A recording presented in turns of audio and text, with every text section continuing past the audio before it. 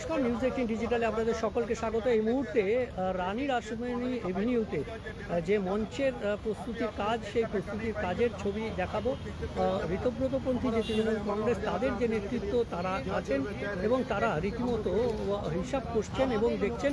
অভিরূপ, আপনার কাছে যাব যে একদিন পরেই তৃণমূল ছাত্র পরিষদের প্রতিষ্ঠা দিবস এবং আমরা দেখলাম যে আদালত পর্যন্ত যেতে হলো অনুমতি নিতে, কি বলবেন?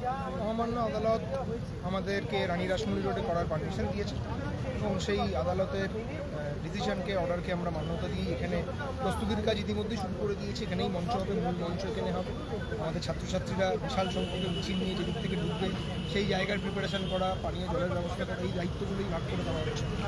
ফিতে দিয়ে মাপছিলেন, মঞ্চটা কীরকম মাপের হচ্ছে, কীরকম হবে? কারণ রোদ হবে যে সময়টা দিয়েছেন, আবার বৃষ্টিও হতে পারে। কি ধরনের মঞ্চ? ছাত্র পরিষদ একনিষ্ঠ ছাত্র সংগঠন এবং আমার মনে হয় ঝড় জল বৃষ্টিকে উপেক্ষা করেই সেই দিনকে আমরা ছাত্র সমাবেশটাকে পালন করব এবং সারা বাংলা জুড়ে একাধিক ছাত্রনেতারা তাদের সহকর্মীদেরকে নিয়ে এসে এখানে উপস্থিত হবে, আমাদের ছাত্র সমাবেশটাকে সাফল্যমণ্ডিত করতে।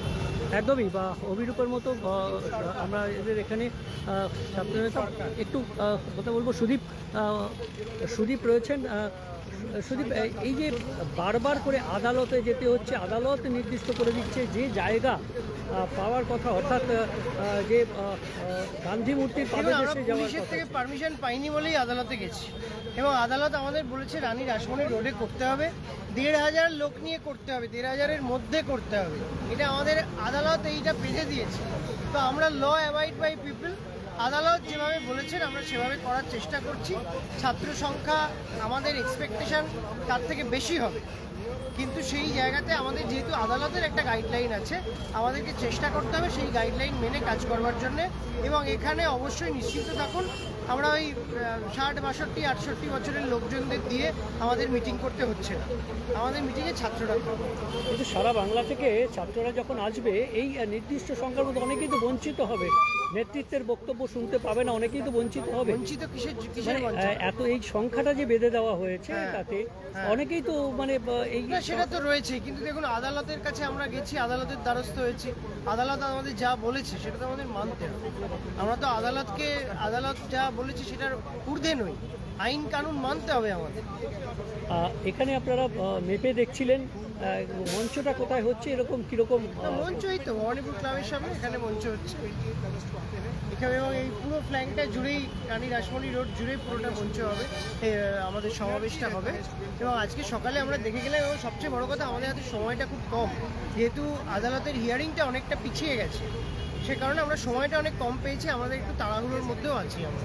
একদমই, ছাত্রনেতা সুদীপ রাহা যেরকম জানালেন, এবং সেভাবে আমরা দেখছি যে এখানে ঋতব্রতপন্থী যে তৃণমূল কংগ্রেসের নেতৃত্ব আখরুজ্জামান সাহেব রয়েছেন এবং সেখানে ফিতে নিয়ে যে মণ্ডপ যারা রয়েছেন, ডেকোরেটরের লোকজন, তাদের সঙ্গেও কথা বলছেন এবং এই সমস্ত বিষয় নিয়ে আমরা কথা বলবো। দুপুর 12টার দিন প্রচণ্ড রোদও থাকবে, রোদ না থাকলে তোমার বৃষ্টি হবে, ছেলেদের এরকম কত হাজার ছেলে আছে বুঝতে পারছি না, এবার তারা কষ্ট পাবে। কিন্তু সেটটা দাও, ঠিক আছে? হ্যাঁ, যেটা তোমার বলছি 1000 লোকের সেট চলবে। আমরা সরাসরি কথা বলে নেবো। আখরুজ্জামানরা, এই যে ভিজিট করলেন কালকে, একদিকে যেমন একদিন সময় খুব কম, প্রস্তুতি সেরে নিতে হচ্ছে, কি কি আলোচনা করবে? দেখুন, আমাদের হাজার হাজার ছেলে আসতে চাইছে, প্রচণ্ড দুপুর 12টা থেকে 3টে এই সময়টা খুব প্রখর রোদ হলে রোদ হবে, আর নাহলে বর্ষাকালে বৃষ্টি হবে। এখনো বৃষ্টি হচ্ছে। ছাত্ররা আসবে, তারা আমাদের তৃণমূল কংগ্রেস নেতৃত্বের কাছে অনুরোধ করেছে যে আমাদের মঞ্চটা যাতে আমরা একটু দেখে দিই। তো আমরা সেভাবে একটু শেডোর ব্যবস্থা রাখছি, যাতে দূর দূরান্ত থেকে ছেলেরা আসবে। হাইকোর্ট যেহেতু বলেছে 1,500-এর বেশি এখানে লোক জমায়েত করা যাবে না, সেহেতু আমরা সেটা হাইকোর্টের মান্যতা দিয়ে আমরা চেষ্টা করব যে 1,500-এর মধ্যে যাতে লিমিট আর্মি রাখতে পারে। একদমই। আর সেই যে প্রস্তুতি, সেই প্রস্তুতির ছবি আরও একবার দেখাবো। সেই প্রস্তুতির ছবি ফিতে দিয়ে মাপা হচ্ছে কার্যত ছাত্র নেতৃত্ব, তৃণমূল কংগ্রেস যে ছাত্র নেতৃত্ব, ঋতব্রতপন্থী যে ছাত্র নেতৃত্ব, তাদের মধ্যে সুদীপ রাহা রয়েছেন, অভিরূপ রয়েছেন এবং অন্যান্য ছাত্র নেতৃত্ব। তারা মণ্ডপের কাজ যারা করবেন, তাদের সঙ্গে রীতিমতো ছবি এঁকে ফিতে দিয়ে মেপে সেই জায়গা দেখে নিচ্ছেন। ঠিক রানী রাসমণি এভিনিউতে যেখানে ভবানীপুর ক্লাবটা রয়েছে, ঠিক তার সামনেই মঞ্চ তৈরি হচ্ছে।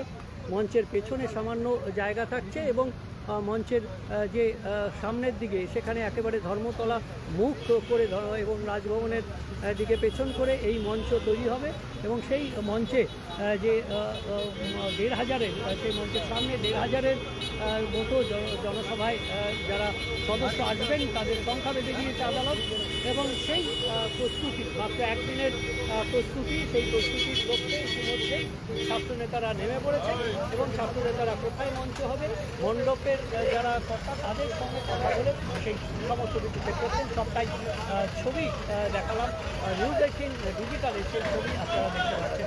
আমি বিশ্বজিৎ ছিলাম আপনাদের সঙ্গে, আপনারা দেখছেন নিউজ18 ডিজিটাল, সব খবর সঠিকভাবে সবার আগে। ধন্যবাদ।